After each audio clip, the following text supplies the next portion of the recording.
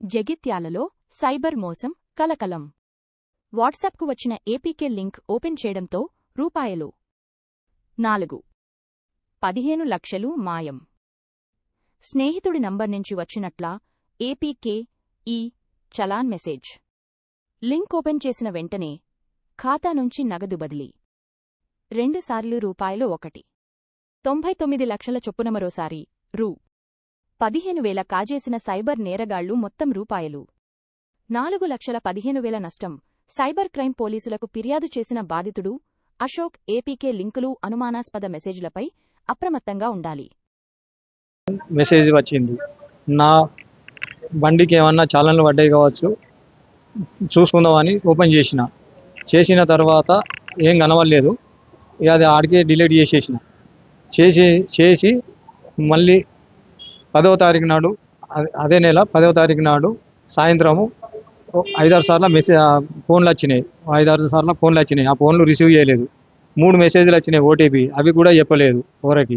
మళ్ళీ తెల్లారి 11వ తారీఖు 8వ నెల 2026 మంగళవారం రోజున సాయంత్రము 6:46 నుండి 6:52 వరకు నా అకౌంట్ నుంచి వెళ్ళి 3 దఫాలుగా, అనగా 1,99,000 ఒకసారి, 1,99,000 ఒకసారి 15,000, మొత్తం 4,15,000 రూపాయలు సైబర్ మోసగాళ్ళు నా అకౌంట్ నుంచి వెళ్ళి డ్రా చేసినాక నాకు మెసేజ్లు వచ్చినాయి అప్పుడే. కాకపోతే నేను చూసుకోలేదు.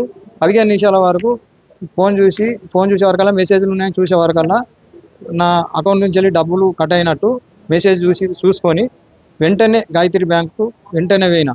అనగా 15 + అర్ధగంట వరకు గాయత్రి బ్యాంక్ పోయి అడిగిన, నా అకౌంట్లో నుంచి వెళ్ళి డబ్బులు కట్ అయినాయి అని చెప్తే వాళ్ళు ఏమన్నా ఫోన్ రిసీవ్ చేసి ఏమన్నా చెప్పినరా, లేకపోతే ఏమన్నా ఓటీపీలు చెప్పిర్రా, ఇవన్నీ వివరాలు అడిగి నీకు ఒక బ్యాంక్ స్టేట్మెంట్ ఇచ్చా, ఇట్లా సైబర్ మోసగాళ్ళు మీ అకౌంట్ నుంచి వెళ్ళి డబ్బులు కట్ చేసిర్రు అని వివరాలు ఇస్తా, అది స్టేట్మెంట్ ఇస్తా.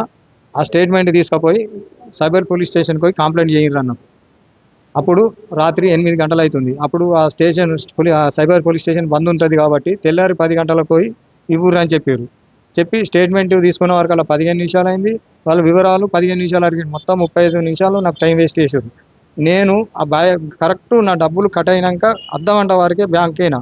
అప్పుడే మీరు 1930కు ఫోన్ చేసి కాల్ చేసి కంప్లైంట్ చేయండి అని అంటే నా డబ్బులు నాకు దక్కుతుండవచ్చు. ఆ బ్యాంకులకు కూడా 1930కు ఫోన్ చేసి కాల్ చేయమని చెప్పమని వాళ్ళకు కూడా అవగాహన లేదు, నాకు చెప్పలేదు. నీకు స్టేట్మెంట్ ఇస్తా, కంప్లైంట్ చేయి పోలీస్ స్టేషన్కు, అది చెప్పినారు. 35 నిమిషాలు టైం వేస్ట్ అయింది.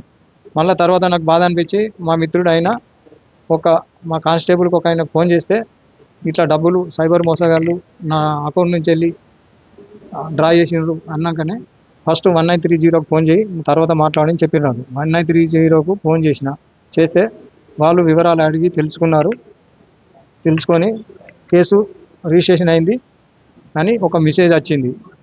ఇన్వెస్టిగేట్ జరుగుతుంది అని చెప్పారు. తర్వాత తెల్లారి పోలీస్ స్టేషన్కి పోయి కంప్లైంట్ చేయమన్నారు.